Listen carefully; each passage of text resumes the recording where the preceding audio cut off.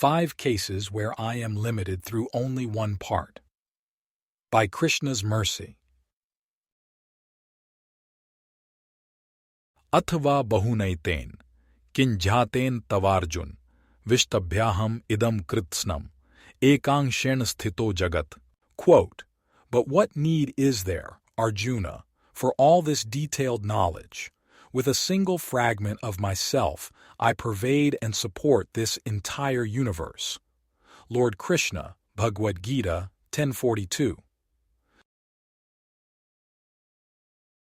2. Pizza. Seriously? This is all we get? One freaking slice?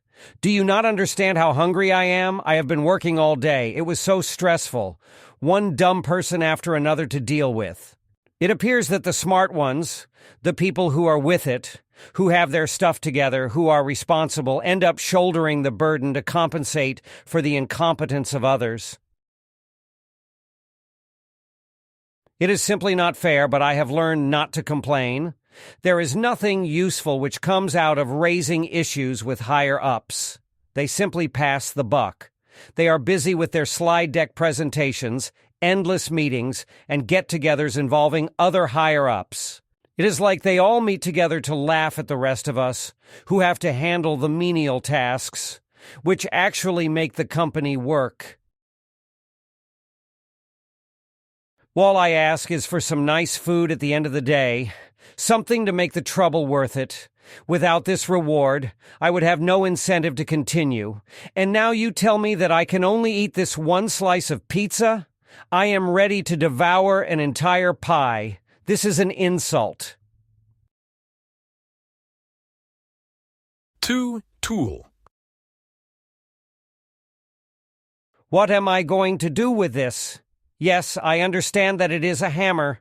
There is the other end, which can be used for extracting nails. I am well aware of what is capable, but this is major project. You do realize that they make tool belts for a reason. There is a tool shed, a toolbox. Figured out the pattern yet? Do any of these ring a bell? You expect me to complete everything with only a single tool? I am not sure that is possible. Be prepared for a revised estimate then.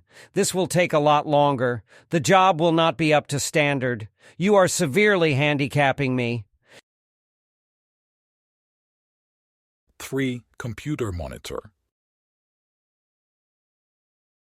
Hold on, we only get one monitor. How is that going to work?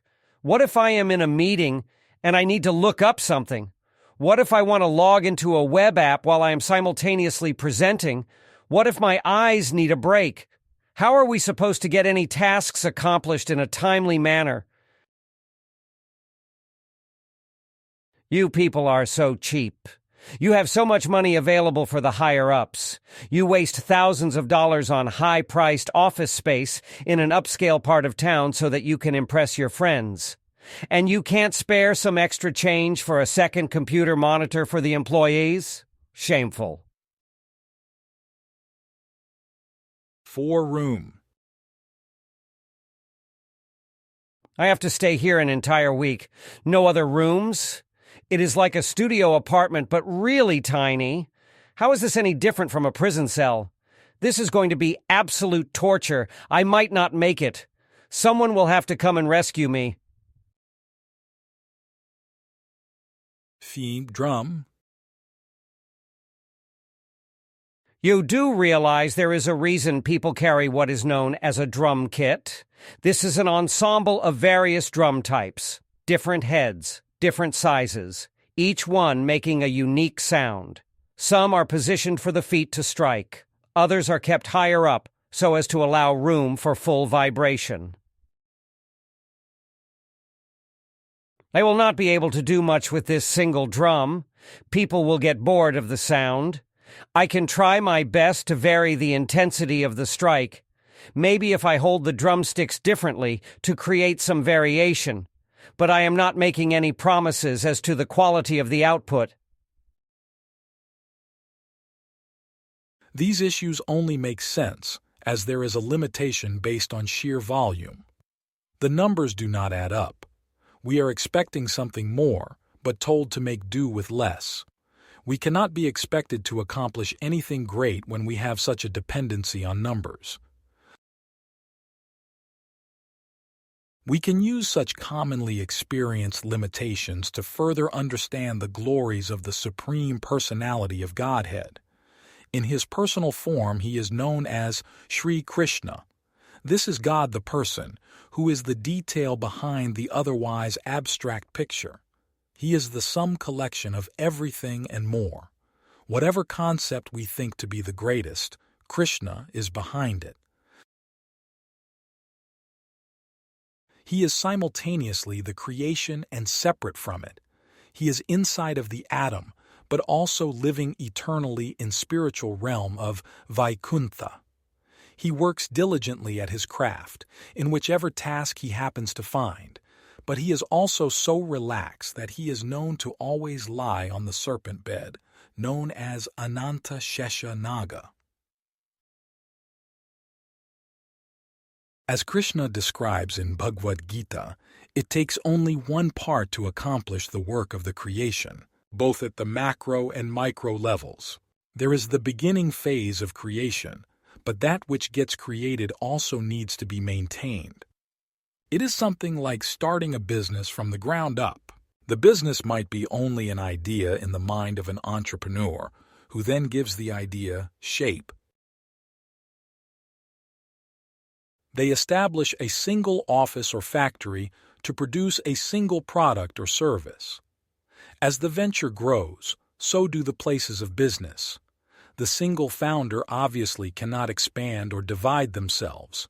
They need help. That which they created needs to be managed. The demand might warrant expansion. The more expansion that occurs, the more help will be required. The difference with Krishna is that everything takes place through a single part. The Sanskrit term is eka amsha, just one expansion of Krishna, like a single drop of his limitless splendor, creates the entire universe. From that one part there is also maintenance. It is like Krishna pervades the entire space. Everything rests in him, but he is not dependent on anything that he creates. Maya tatam idam sarvam, jagad avyaktamurtina, mat sthani sarva bhutani, na chaham teshva avasthitaha. Quote, by me in my unmanifested form, this entire universe is pervaded. All beings are in me, but I am not in them. Lord Krishna, Bhagavad-gita 9:4.